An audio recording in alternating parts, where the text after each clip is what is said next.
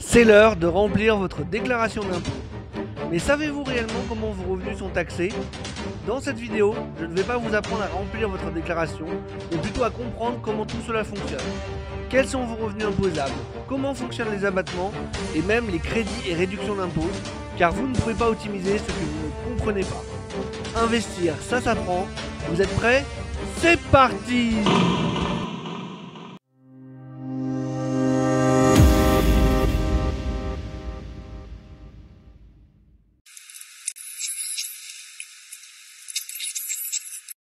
Cette vidéo ne représente pas un conseil en investissement. Investir comporte un risque de perte en capital. Vous êtes le seul et unique responsable de vos décisions d'investissement et il est de votre devoir de faire vos propres recherches avant d'investir. Ne faites confiance à personne. Bonjour à tous et bienvenue dans cette nouvelle vidéo. C'est Max de la chaîne L'Investisseur Indépendant et on se retrouve aujourd'hui pour parler calcul d'impôt sur le revenu. Alors l'idée de cette vidéo, ça ne va pas être bien sûr de faire de vous des fiscalistes ou quoi que ce soit, et de toute façon j'en serais bien incapable. L'idée c'est plutôt en fait de vous aider à comprendre comment fonctionne l'impôt, comment il se calcule, quels sont les mécanismes qui régissent un petit peu tout ça, puisque pour moi on ne peut pas optimiser quelque chose que l'on ne comprend pas. Et je pense que vous soyez débutant ou même un peu plus confirmé, vous risquez peut-être d'apprendre des choses qui pourraient vous être utiles dans votre vie de tous les jours grâce à cette vidéo et qui pourrait vous permettre d'optimiser un petit peu votre impôt, parfois de manière très simple. Je pense notamment par exemple dans les traitements et salaires qu'on va voir tout de suite dans la première partie de la vidéo, ne serait-ce que de passer aux frais réels pour certains plutôt qu'à l'abattement classique, ça peut faire une grosse différence sur le montant d'impôt que vous allez payer chaque année. Bref, je vais pas vous teaser plus longtemps, on va rentrer dans le vif du sujet assez rapidement. Avant ça, je voulais juste vous dire que cette vidéo sera en deux parties, parce que je pense que sinon elle sera beaucoup trop longue.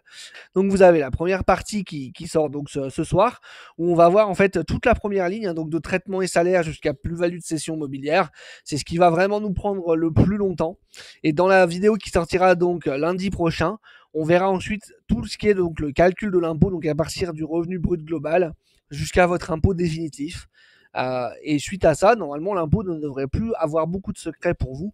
L'idée, c'est vraiment que vous compreniez en fait comment ça fonctionne. Ça va bien évidemment pas faire en sorte que ce soit vous qui calculiez vos impôts chaque année, que vous sachiez au centime près combien vous allez payer exactement, etc. Mais l'idée, c'est vraiment que vous compreniez les mécanismes et que vous compreniez comment tout cela fonctionne. Allez, on y va tout de suite.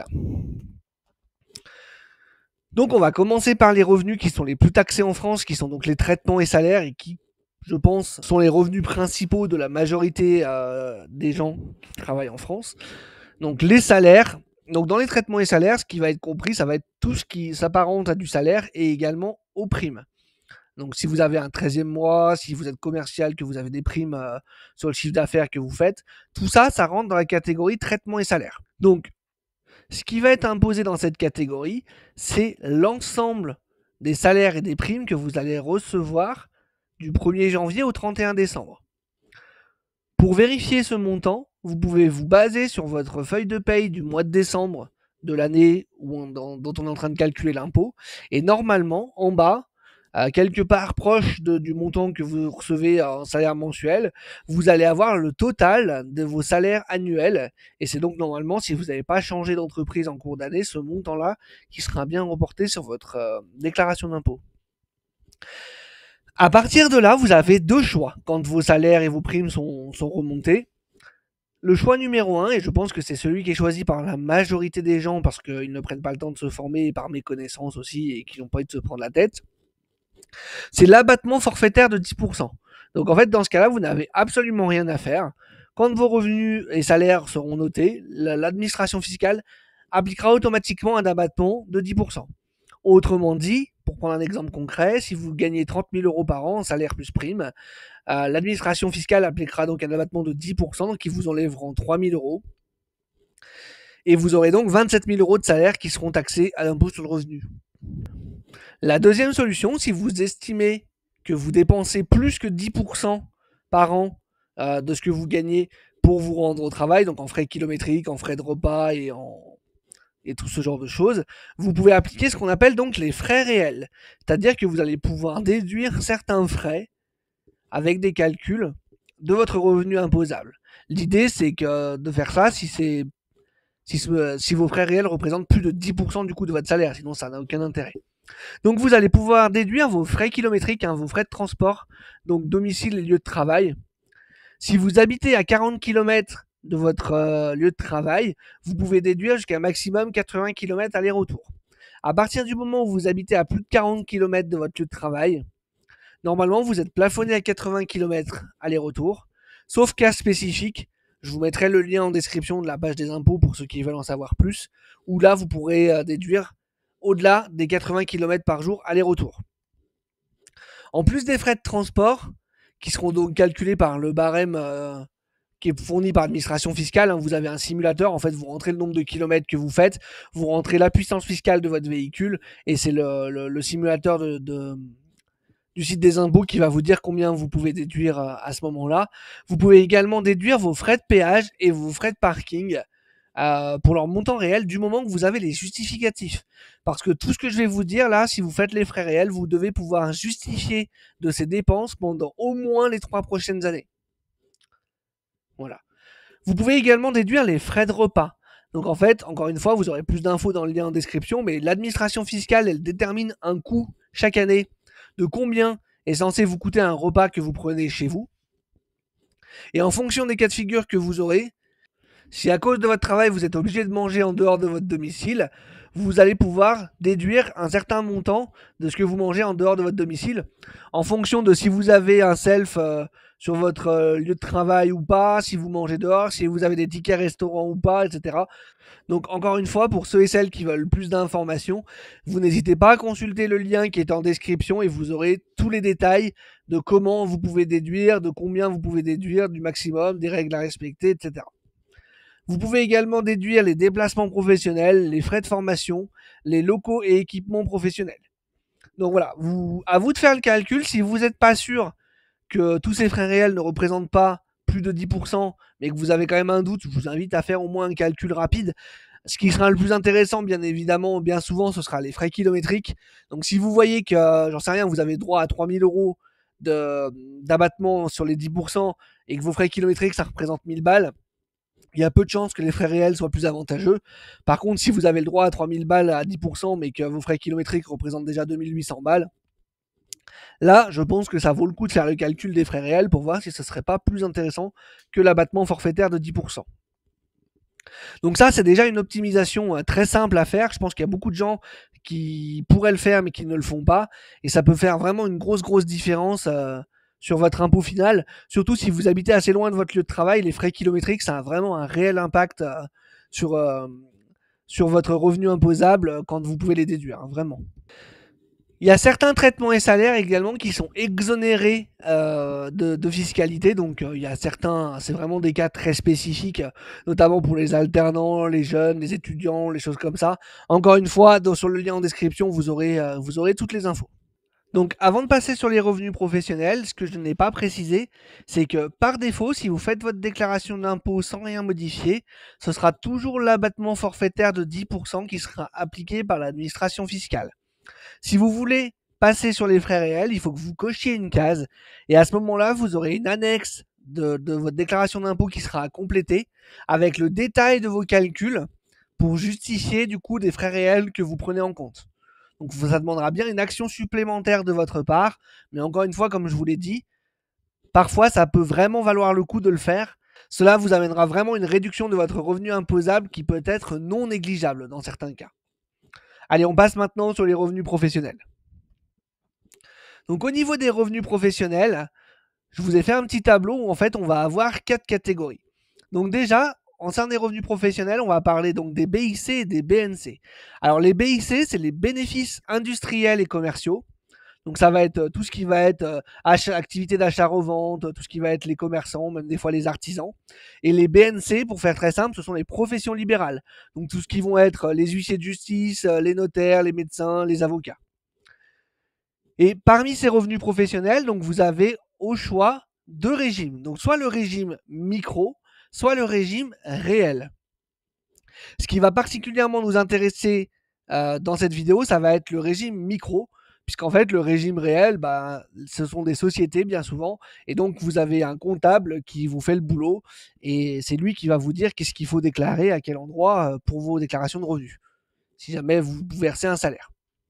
Donc, au niveau des bénéfices industriels et commerciaux pour le régime micro, il faut appliquer un abattement de 71% sur votre chiffre d'affaires pour les activités d'achat-revente.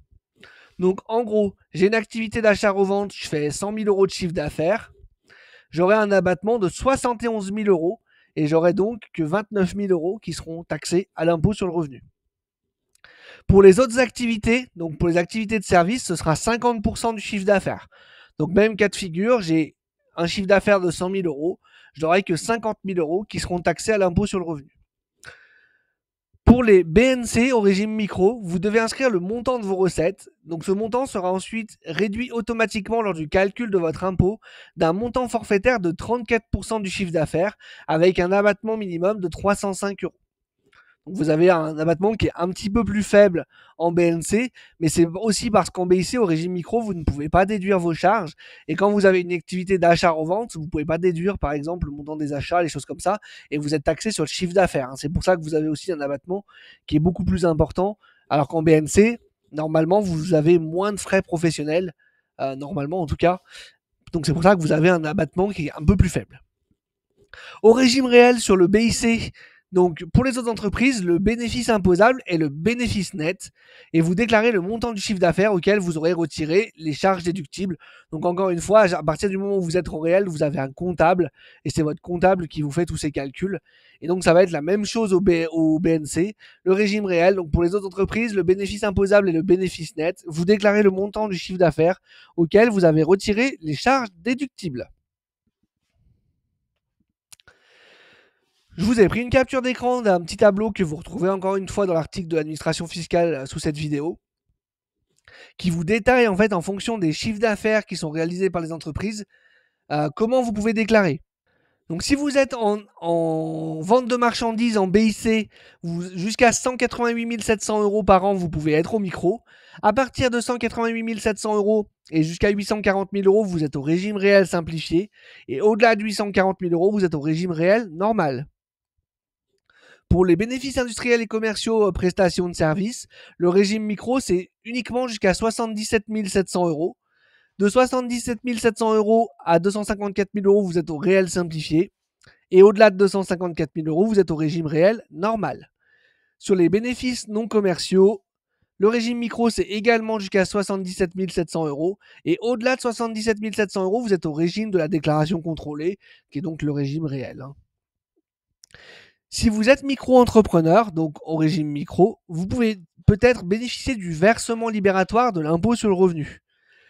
Cette option est applicable sous certaines conditions, permet de régler cet impôt tout au long de l'année. Donc, en fait, quand vous êtes auto-entrepreneur, parce que c'est ça le régime de la micro-entreprise, vous allez devoir déclarer à chaque fin de mois votre chiffre d'affaires du mois et à chaque fin de mois, vous allez payer vos charges. Si vous optez pour le versement libératoire de l'impôt sur le revenu, en plus de vos charges, chaque mois, vous allez payer également le montant de votre impôt sur le revenu. Ce qui fait qu'en fait, à chaque mois, vous payez vos charges et votre impôt. Donc quand vous allez faire votre déclaration d'impôt, vous allez bien devoir remonter tous les montants de chiffre d'affaires que vous avez fait, etc. Mais vous allez devoir aussi remonter à chaque fois le montant d'impôt que vous allez payer. Et donc, en fait, vous allez juste faire votre déclaration d'impôt. Mais comme vous aurez déjà payé l'ensemble des impôts que vous avez à payer, vous n'aurez normalement plus rien à payer si vous n'avez que cette catégorie de revenus-là, bien évidemment. Donc voilà, pour le professionnel, on va pas passer beaucoup plus de temps dessus. C'est assez spécifique et comme je vous ai dit, généralement, même en micro, parfois, il y a des gens qui ont des comptables pour les accompagner et c'est plutôt les comptables qui donnent des conseils et qui gèrent un petit peu cette partie-là. Donc on va pas perdre plus de temps là-dessus. Donc on va passer maintenant sur les revenus fonciers et là on va s'attarder principalement sur la location nue. On va bien séparer en fait la location nue de la location meublée puisque comme on va le voir un petit peu plus tard, en fait, quand vous louez en meublé, les revenus que vous récupérez de vos locations en loueur meublé non professionnel, en fait, ne sont pas du tout considérés comme des revenus fonciers et n'ont donc rien à voir avec cette catégorie. Même si je vais les traiter juste après ces revenus fonciers, parce que ça va quand même, c'est quand même plus logique de le faire dans ce sens-là. Donc, si vous avez un appartement que vous louez en non meublé, en location nue donc, et que vos revenus fonciers sont inférieurs à 15 000 euros par an, vous avez le choix entre deux régimes, donc le régime micro et le régime réel. Ça se rapproche un petit peu donc de ce qu'on a vu dans le professionnel jusqu'avant.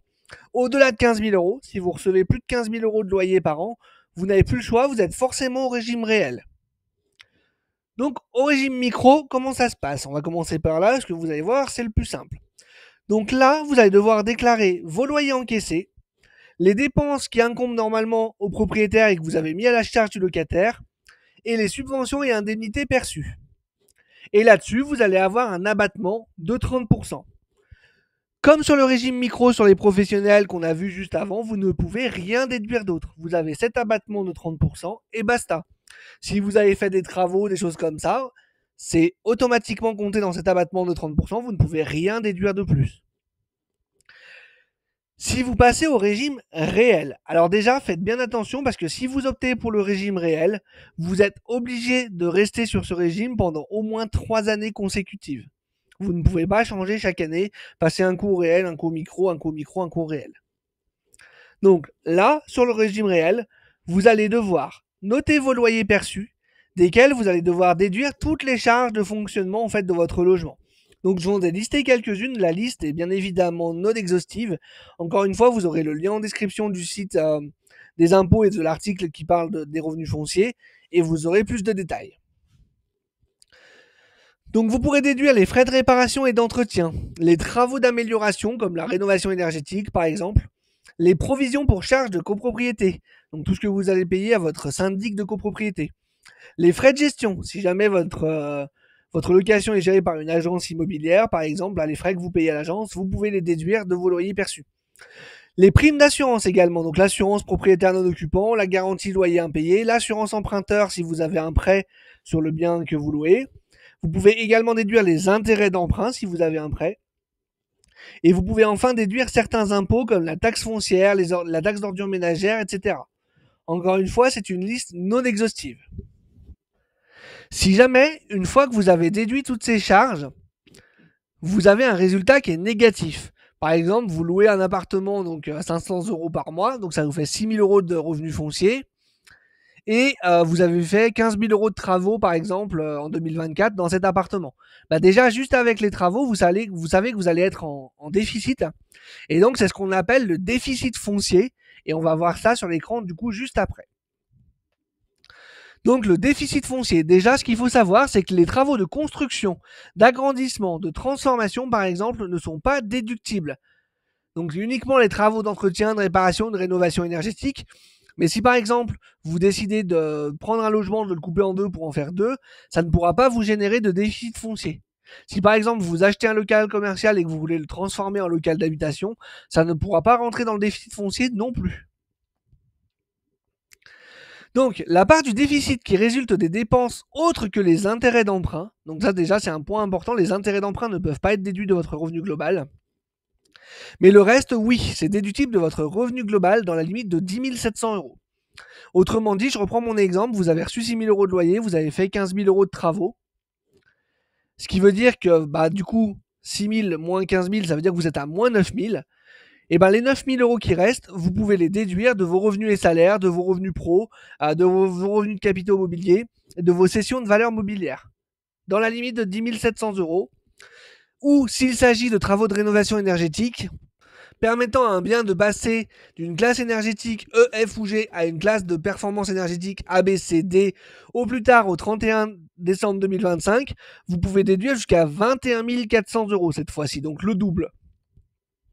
Si vos autres revenus sont insuffisants pour absorber ce déficit, c'est-à-dire que vous avez par exemple 21 400 euros à déduire, mais vous n'avez que 20 000 euros de traitement et salaire et rien d'autre, le surplus, il est reportable sur votre revenu global des 6 années suivantes. C'est-à-dire que vous pourrez déduire ce que vous n'avez pas pu déduire cette année sur votre déclaration de l'année prochaine. Par contre, la part du déficit foncier qui dépasse 10 700 euros, c'est-à-dire, admettons que vous avez fait 50 000 euros de travaux dans votre logement et pas à 15 000, vous allez pouvoir déduire 10 700 euros, mais les 40 000 restants, vous ne pourrez pas les déduire. eux, ils sont déductibles de vos revenus fonciers uniquement. Donc là, pas de votre revenu global, mais bien uniquement de vos revenus fonciers pour les 10 années suivantes. Ça veut dire qu'en gros, si on part du principe de 50 000 euros, qu'il vous reste 40 000 euros à déduire, et pendant 4 ans, vous allez pouvoir chaque année déduire à peu près 10 000 euros de vos revenus fonciers uniquement. Donc il faut bien que vous ayez au moins 10 000 euros de revenus fonciers. Si vous avez que 6 000, vous pourrez déduire 6 000 chaque année jusqu'à que vous soyez arrivé aux 40 000 ou jusqu'à que vous arriviez aux 10 ans et que du coup votre déficit soit perdu si vous ne l'avez pas tout utilisé. Voilà, donc encore une fois, je vous laisse un lien en description qui parlera du déficit foncier, qui parlera des revenus fonciers en location nue, pour ceux qui veulent creuser un peu plus et qui veulent avoir un peu plus d'informations. Le déficit foncier, c'est une option d'optimisation fiscale qui est utilisée par certains, ça peut être intéressant, notamment dû au fait que c'est déductible de votre revenu global, en fait, c'est-à-dire que ça viendra impacter également vos autres revenus, et pas que vos revenus fonciers, mais uniquement l'année où vous allez réaliser les travaux. Donc voilà, c'est quelque chose qui est utilisé par certains. C'est pas forcément l'optimisation fiscale la plus utilisée, mais il faut savoir quand même que ça existe. Donc on va passer maintenant sur les revenus des locations meublées. Donc comme je vous ai dit tout à l'heure, les revenus que vous percevez en tant que loueur meublé non professionnel, donc le fameux statut LMNP, sont considérés comme des bénéfices industriels et commerciaux. Ils ne sont donc pas considérés comme des revenus fonciers. Il y a eu un changement sur ce statut, vous en avez probablement déjà entendu parler, mais nous allons ici aborder les règles de 2024, puisqu'aujourd'hui on déclare nos revenus de 2024 selon les règles de 2024. Et ce sont donc ces règles-là qui nous intéressent pour cette vidéo. Donc pour être considéré comme loueur non professionnel, il faut que au moins l'une des deux conditions suivantes soit remplie. Donc les recettes annuelles tirées de cette activité par l'ensemble des membres de votre foyer fiscal sont inférieures à 23 000 euros, ou les recettes sont inférieures au montant total des autres revenus d'activité de votre foyer fiscal. Ce qui veut dire que tant que vos revenus de location meublée ne dépassent pas 50% de vos revenus totaux ou 23 000 euros, vous êtes considéré comme loueur meublé non professionnel.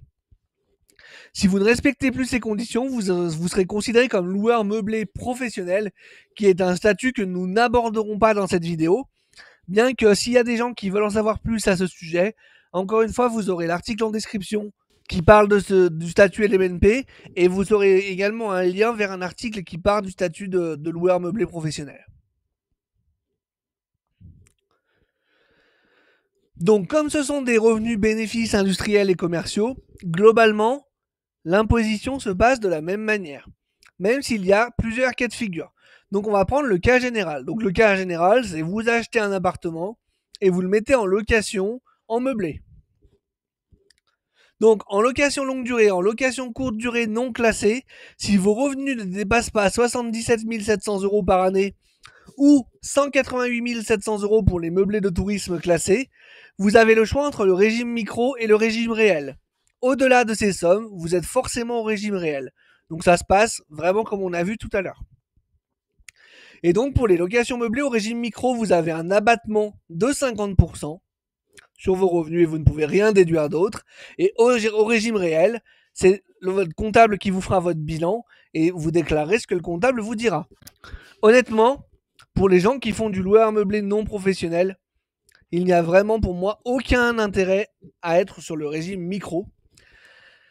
À part si vraiment vous avez votre bien depuis 20 ans et que vous n'avez plus aucun amortissement.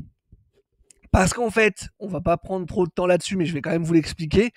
L'immense intérêt du statut LMNP, c'est que vous pouvez amortir votre bien.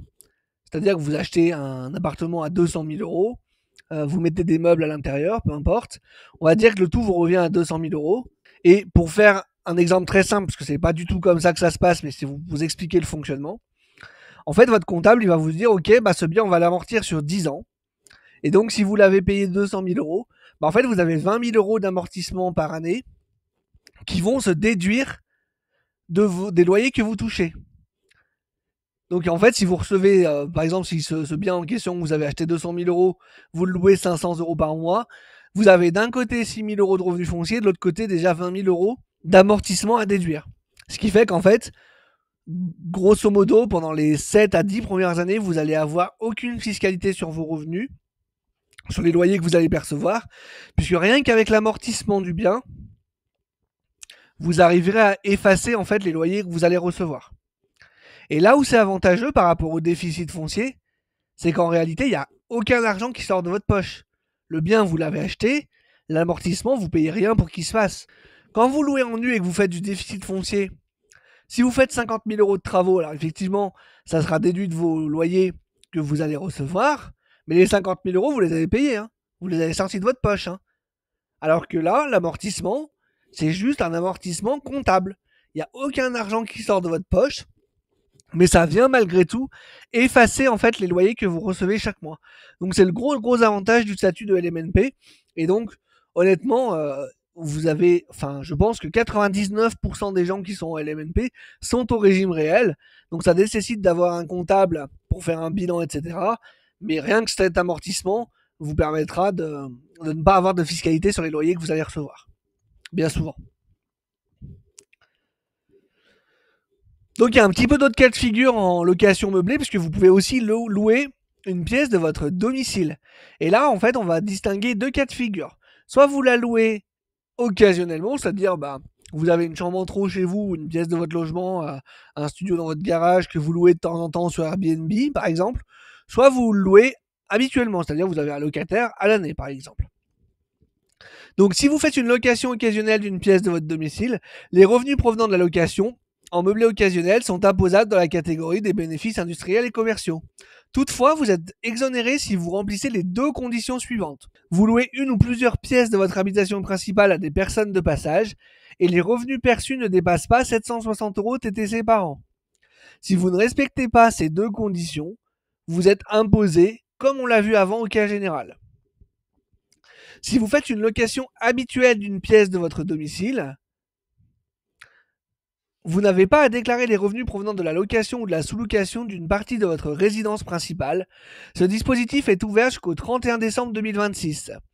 Là où les pièces louées doivent constituer la résidence principale du locataire, cela peut être sa résidence temporaire s'il s'agit d'un salarié saisonnier. Vous devez fixer le prix de la location dans des limites raisonnables.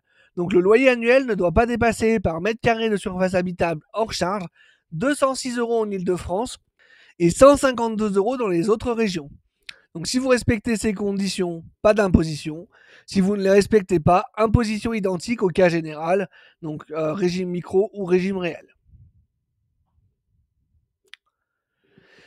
S'il y a des gens qui sont très avertis, qui sont spécialistes de la fiscalité, qui regardent cette vidéo, bien évidemment, j'oublie de dire plein de choses et je survole. Hein, je reste vraiment très en surface parce que, pour être honnête avec vous, en fait, j'avais déjà enregistré une vidéo sur ce sujet, mais elle faisait quasiment 2 heures parce que j'étais allé beaucoup trop en profondeur et je me suis dit que j'allais perdre en fait la majorité des gens. Donc j'ai décidé de refaire une vidéo en restant vraiment en surface et en abordant vraiment de manière générale. Donc c'est normal s'il y a des oublis, c'est normal s'il y a des choses qui ne sont pas mentionnées. Et dans tous les cas, pour ceux qui veulent creuser un peu plus, qui veulent en savoir plus, vous aurez tous les liens qui mènent vers le site des impôts pour chaque catégorie de revenus qui vous expliquera en long, en large et en travers tout ce qu'il y a à savoir. Donc on va passer maintenant aux fameux revenus de capitaux mobiliers. Donc qu'est-ce que c'est que ces bêtes-là ? Les revenus de capitaux mobiliers, encore une fois, vous aurez le lien de l'administration fiscale en description pour aller voir tout en détail. Ils ont fait un article qui est hyper long et hyper détaillé là-dessus. Mais pour faire très simple, ce sont tous les intérêts que vous recevez chaque année qui sont soumis à fiscalité. Donc ça peut être des intérêts de PEL ou de CEL, ça peut être des intérêts de compte à terme, ça peut être des intérêts de livret bancaire classique, donc hors ceux qui sont non soumis à fiscalité, hein, bien évidemment, comme le livret A, le livret d'épargne populaire, le livret de développement durable et solidaire et le livret jeune. Ça peut également être les coupons que vous recevez si vous détenez des obligations. Ça peut bien évidemment être également les dividendes que vous recevez si vous détenez des actions. Donc tout ça, ça constitue des revenus de capitaux mobiliers. Et également, si vous faites des rachats sur des contrats d'assurance vie qui sont en plus-value, c'est aussi considéré comme des revenus de capitaux mobiliers. Donc là, à partir de cette catégorie, on va aborder quelque chose dont on n'a pas encore parlé jusqu'à maintenant, puisque c'est le premier type de revenus qui vont être assujettis au prélèvement forfaitaire unique. la fameuse flat tax. Donc qu'est-ce que c'est que cette chose-là? Donc depuis 2018, à réception de revenus de capital immobilier, vous êtes automatiquement prélevé d'un acompte d'impôt sur le revenu de 12,8%. Donc effectivement, depuis 2018, à chaque fois que vous allez faire un rachat sur votre contrat d'assurance vie ou que vous allez recevoir des intérêts de n'importe quel type d'épargne dont on a parlé juste avant, automatiquement, vous allez avoir la flat tax qui sera prélevée. Donc cette flat tax, c'est 17,2 de prélèvements sociaux dont on parlera plus tard et 12,8% d'impôt sur le revenu. Donc ces 12,8% d'impôt sur le revenu, c'est une avance. Donc c'est ce qu'on dit après, là ce prélèvement n'est pas libératoire. Au moment de votre déclaration d'impôt N+1, vous aurez le choix entre garder le prélèvement forfaitaire unique, donc c'est-à-dire ce que vous avez payé comme avance, ça devient votre impôt définitif, ou alors réintégrer ces revenus au barème progressif de l'impôt sur le revenu. Attention, ce choix est global à tous les revenus éligibles au prélèvement forfaitaire unique, hors cession d'actifs numériques. Ce qui signifie que c'est un package, c'est pas à la carte. Si vous décidez que vous voulez réintégrer vos revenus de capitaux mobiliers au barème progressif de l'impôt sur le revenu, l'ensemble des revenus qui sont assujettis au prélèvement forfaitaire unique seront réintégrés au barème de l'impôt sur le revenu. Donc il faut bien faire attention, hein, c'est pas celui-là je veux qu'il soit au barème et l'autre je veux qu'il soit au PFU. Non, c'est soit tout, soit rien. Sauf pour la crypto, hein, qui est encore un peu à part, mais on en parlera plus tard. Vous pouvez demander à être exonéré de cet acompte fiscal si votre revenu fiscal de référence N-2 ne dépasse pas 25 000 euros pour une personne seule et 50 000 euros pour un couple.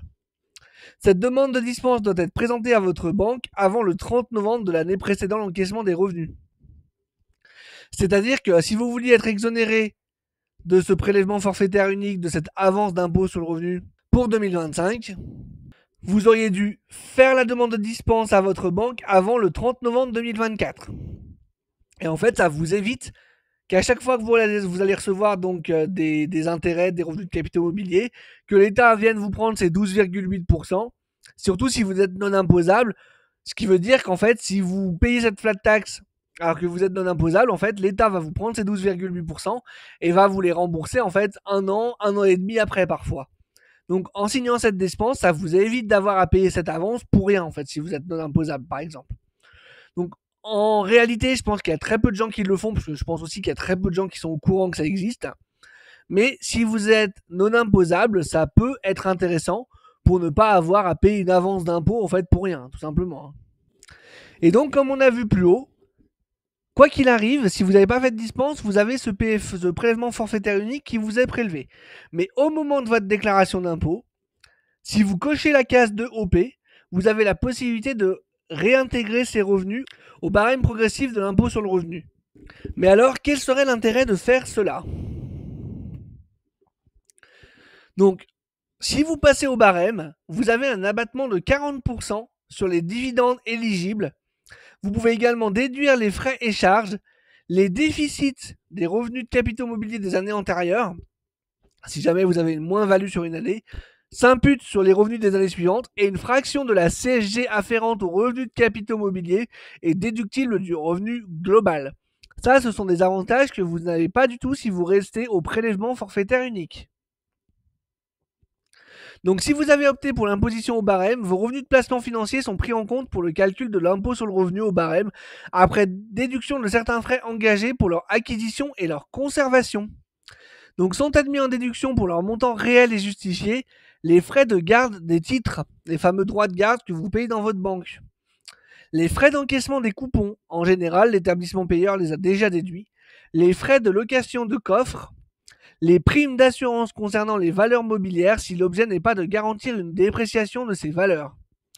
Par exception, ne sont pas déductibles les frais et charges destinés à accroître ou à conserver le capital, par exemple les intérêts des emprunts contractés pour l'acquisition de valeurs mobilières, les frais relatifs aux revenus des créances, les frais relatifs aux revenus exonérés, comme les frais de garde de titres figurant dans un PEA, aux revenus ayant supporté le prélèvement libératoire et aux revenus imposés à un taux forfaitaire. Lorsque les frais déductibles sont supérieurs aux revenus de placement financier imposables, un déficit est constaté. Ce déficit est uniquement reportable sur les revenus de capitaux mobiliers des 6 années suivantes. Donc pareil, c'est un calcul à faire. Alors si vous êtes dans la tranche à 11%, normalement l'option au barème sera toujours plus avantageuse, hein, puisque 11 c'est inférieur à 12,8. À partir du moment où vous êtes dans la tranche à 30%, à moins que vous ayez vraiment un gros montant de dividendes, je pense que ce sera quand même rarement plus avantageux de passer au barème, malgré les 40% d'abattement qui s'appliquent. Sauf si vous avez vraiment des très gros montants de dividendes. C'est à calculer à ce moment-là. Mais je pense que pour monsieur et madame tout le monde, à partir du moment où vous êtes dans la tranche marginale d'imposition à 30%, il sera plus judicieux de rester au prélèvement forfaitaire unique. Et comme en France on aime bien les exceptions, on va parler du cas spécifique de l'assurance vie. Donc en ce qui concerne l'assurance vie, vous pouvez demander à être exonéré de l'acompte fiscal au moment du rachat si vous respectez les conditions. Donc là, il n'y a pas d'histoire de faire la demande au moins au 30 novembre de l'année N-1. C'est au moment où vous allez aller demander le rachat de votre contrat d'assurance vie que vous pouvez demander à être exonéré de cet acompte si vous respectez les conditions. Donc les conditions, c'est les mêmes. Moins de 25 000 euros de revenus fiscal sur N-2 pour une personne seule et moins de 50 000 euros pour un couple. Donc si votre contrat d'assurance vie a moins de 8 ans au moment du rachat, pour les versements effectués avant le 27 septembre 2017, vous aurez le choix entre le prélèvement forfaitaire libératoire et le barème progressif. Donc là, on ne parle pas de prélèvement forfaitaire unique, mais bien d'un prélèvement forfaitaire libératoire. Donc en fait, avant 2017, c'était donc ce prélèvement forfaitaire libératoire qui s'appelait pour les revenus de capitaux mobiliers avant l'entrée en vigueur de la flat tax. Et donc, pour un contrat d'assurance vie qui a entre 4 et 8 ans, vous serez taxé à 15% au titre de l'impôt. Et cet impôt, il est libératoire, c'est-à-dire que si vous choisissez le prélèvement forfaitaire libératoire, derrière, c'est traité, votre impôt est payé, il n'y a plus de discussion, vous n'avez plus d'option de le réintégrer au barème ou quoi que ce soit.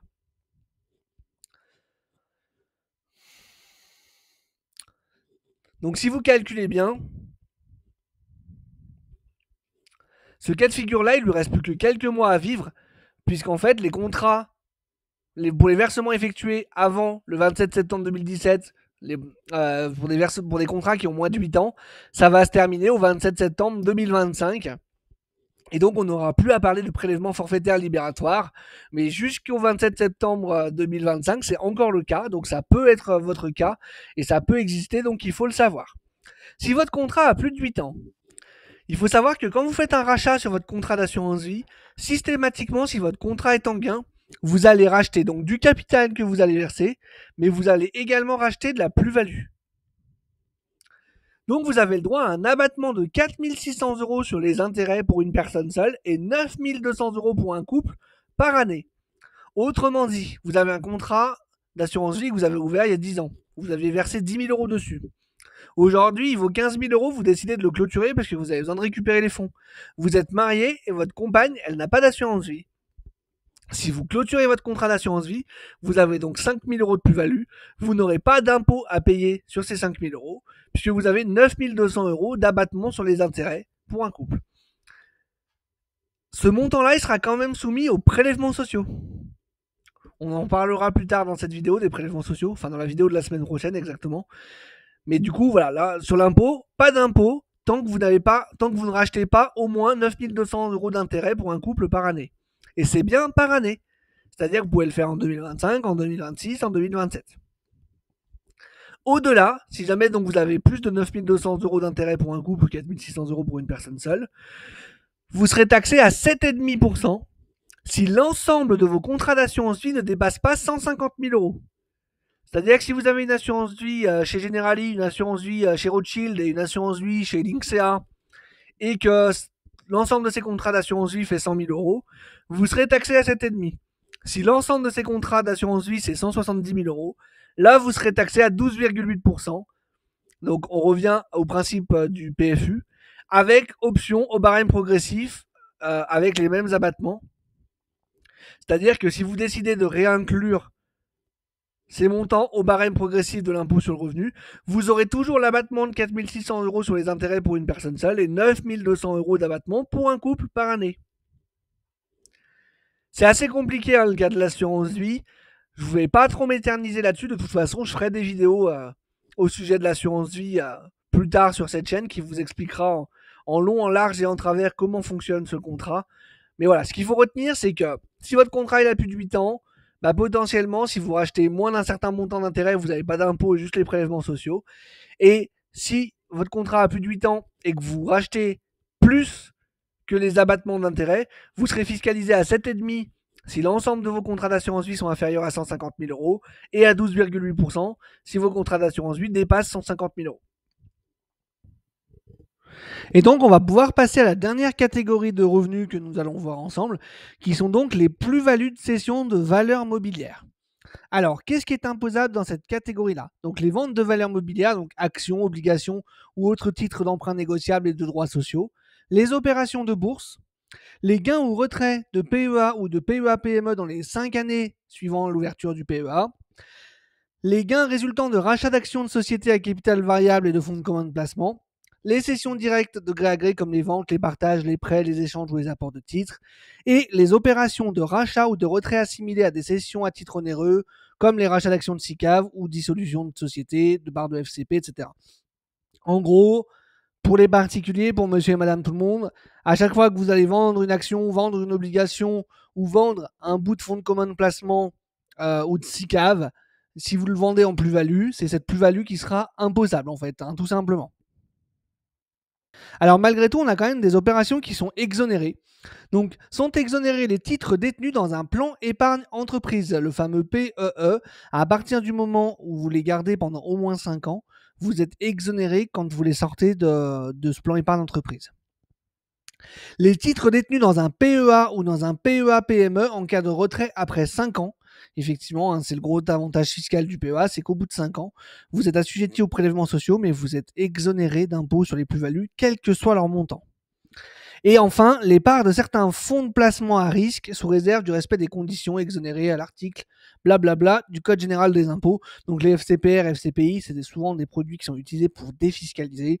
Donc c'est vraiment spécifique et on ne va pas s'éterniser là-dessus aujourd'hui. Donc comment est calculée la plus-value imposable? Tout simplement, alors j'ai très volontairement simplifié l'exemple qui est donné sur le site des impôts de calcul. En gros, c'est prix de cession, donc le prix auquel vous allez le vendre, moins prix d'acquisition. En gros, vous avez acheté l'action X à 50 euros il y a 10 ans, vous la revendez aujourd'hui à 75 euros, votre plus-value imposable, c'est 75 moins 50, soit 25. Tout simplement. Si jamais vous subissez des moins-values, ce qui peut arriver bien évidemment, donc les moins-values subies au cours d'une année sont imputables exclusivement sur les plus-values de même nature pour leur montant. Ça veut dire qu'elles ne peuvent pas être exonérées de votre, ou déduites de votre revenu global, uniquement des autres plus-values de cession de valeur mobilière. Et sur les plus-values de votre choix réalisées au cours de la même année ou des 10 années suivantes. Donc c'est reportable pendant 10 ans. Donc comment est-ce que c'est taxé ces plus-values de cession de valeur mobilière? C'est un petit peu comme ce qu'on a vu avant sur les revenus de capitaux mobiliers. Vous avez le choix, par défaut, c'est le prélèvement forfaitaire unique qui vous sera pris automatiquement au moment de la vente, sauf si vous avez fait la demande d'exonération en temps et en heure et que vous respectez les conditions. Et sur option, quand vous faites votre déclaration d'impôt, vous avez le choix pour réintégrer ces revenus au barème. Mais je vous rappelle que si vous réintégrez ces revenus au barème, vous réintégrez l'ensemble de vos revenus éligibles au PFU au barème, c'est-à-dire également les revenus de capitaux mobiliers. Donc on a quelques petites exceptions, notamment les gains réalisés sur un PEA ouvert depuis moins de 5 ans. Ils subissent une taxe forfaitaire qui est équivalent au prélèvement forfaitaire unique. Cette taxation s'applique uniquement en cas de clôture du PEA dans ses 5 premières années d'existence. C'est-à-dire qu'à partir du moment où votre PEA il a plus de 5 ans, de toute façon vous êtes exonéré d'impôts, donc il n'y a pas de discours. Par contre, si vous le clôturez au bout de 4 ans, par exemple, 4 ans après l'ouverture, les gains que vous avez réalisés, vous subissez une taxe forfaitaire qui est équivalente au PFU, donc la flat tax, 30%, 17,2 de prélèvements sociaux, 12,8 d'impôts, et vous n'avez pas possibilité de réintégrer ces revenus au barème. Et au barème, pour les titres que vous avez achetés avant le 1er janvier 2018, vous pouvez avoir un abattement pour durée de détention si vous décidez de taxer ces revenus au barème. Donc l'abattement, il est de 50% pour des titres que vous détenez depuis plus de 2 ans mais moins de 8 ans, et de 65% si les titres sont détenus depuis plus de 8 ans. Donc c'est pareil, ça c'est un calcul à faire. Est-ce que c'est réellement plus intéressant d'être taxé de plein fer au prélèvement forfaitaire unique, Ou si vous détenez des titres depuis très longtemps, est-ce que c'est pas plus intéressant de les passer au barème, même si vous êtes dans la tranche marginale d'imposition à 30%, si vous avez un abattement de 65% sur certains titres? C'est un calcul à faire, c'est à vous de voir. Il faut savoir que ça existe dans tous les cas et que c'est une possibilité. Alors, il y a beaucoup de cas spécifiques qu'on ne va pas aborder dans cette vidéo, donc notamment le cas des abattements pour durée de détention renforcée, les plus-values de cession de titres de PME de moins de 10 ans, les titres de dirigeants de PME qui prennent leur retraite. Tout ça, c'est vraiment très particulier. Donc, je vous laisserai le lien en description encore une fois et vous pourrez aller regarder ça pour ceux qui veulent en savoir plus. Et donc, dans les plus-values de cession mobilière, on a aussi une catégorie d'actifs qui est un petit peu à part.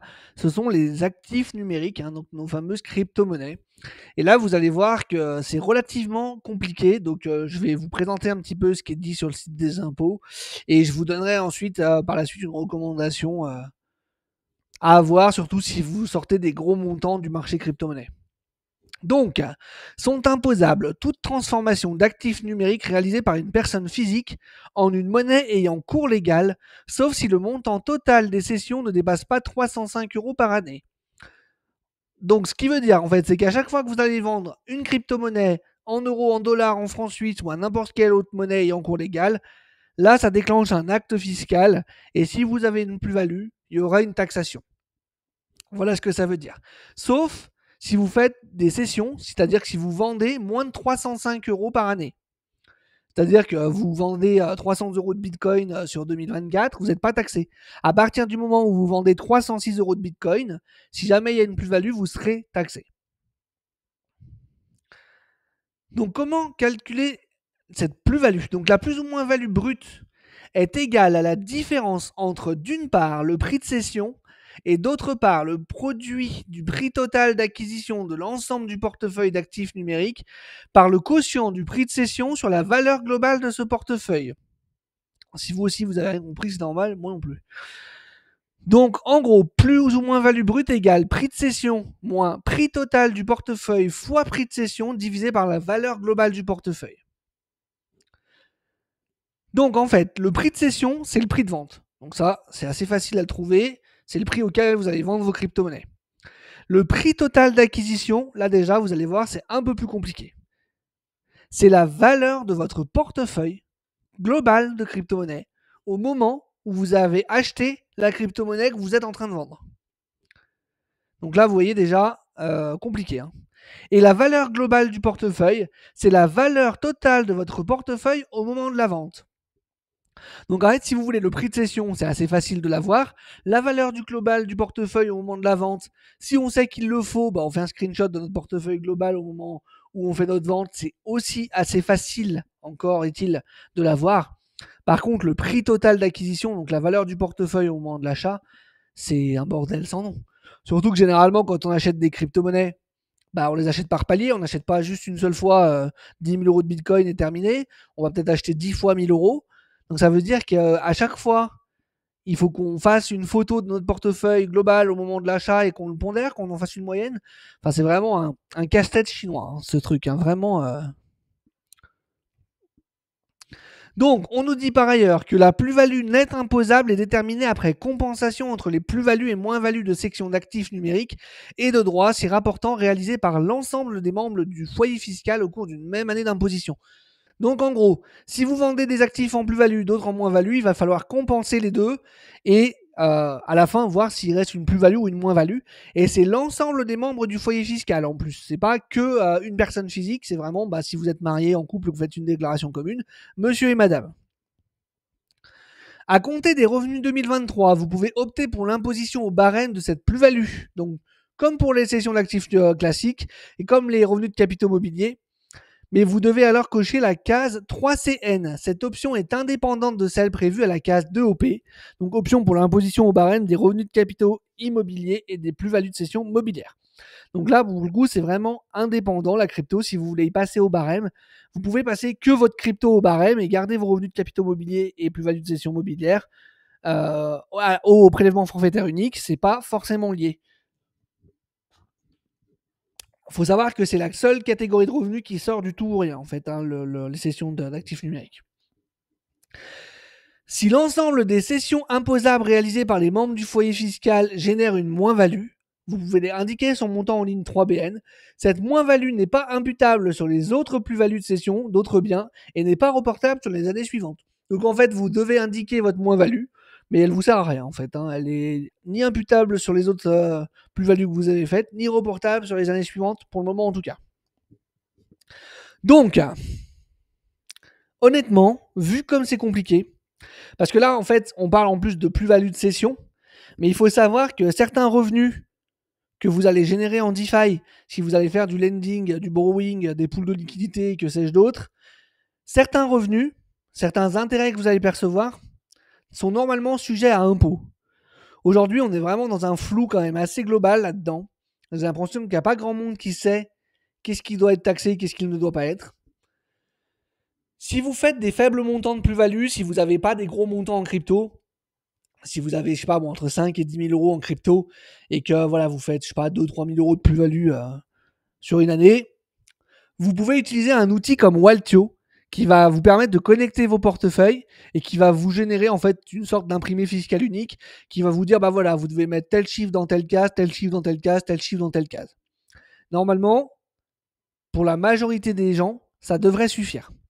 Par contre, si vraiment vous avez des gros montants en crypto, plusieurs dizaines de milliers d'euros, et que vous faites vraiment des très grosses plus-values, qu'en plus vous allez faire de la DeFi avec des gros montants, là pour moi, il faut impérativement que vous passiez par un fiscaliste. Impérativement, et pas n'importe quel fiscaliste. Il faut vraiment que vous trouviez un fiscaliste qui est spécialisé dans la crypto-monnaie. Pourquoi ? Parce que derrière, c'est lui qui va vous dire quoi faire. Lui, c'est un professionnel, il est en contact avec l'administration fiscale. Et si derrière, il y a le moindre problème, eh ben, ce sera son problème à lui, pas le vôtre. Vous, vous êtes passé par un professionnel, vous avez demandé au professionnel qu'il fasse le boulot pour vous pour être sûr de ne pas avoir de problème. Si derrière les impôts estiment qu'il y a une fausse déclaration, un problème ou quoi que ce soit, le fiscaliste, il sera là pour défendre vos intérêts, pour vous dire, pour expliquer à l'administration fiscale comment il a procédé, pourquoi est-ce qu'il a procédé comme ça, comment il a fait ses calculs, etc. Et normalement, le fiscaliste, il a aussi une assurance qui dit en gros que si lui s'est trompé, bah c'est sa faute à lui et c'est pas de votre faute à vous.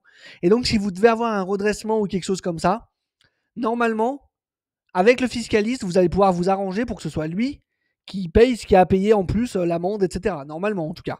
Donc vraiment, si vraiment vous commencez à avoir des montants conséquents en crypto, qu'avec ces montants conséquents, vous faites de la DeFi, etc., faites appel à un fiscaliste. Ça va vous coûter peut-être quelques centaines ou quelques milliers d'euros en fonction de votre situation, mais croyez-moi, il vaut mieux que vous les payiez au moment où vous avez le cash en plus, c'est quelques milliers d'euros, et que pour après être serein, dormir sur vos deux oreilles, et que si derrière l'administration fiscale vient vous chercher des noises, vous ayez les moyens de faire valoir ce que vous avez fait, comment vous l'avez fait, et que vous soyez sûr que normalement les choses ont été faites correctement.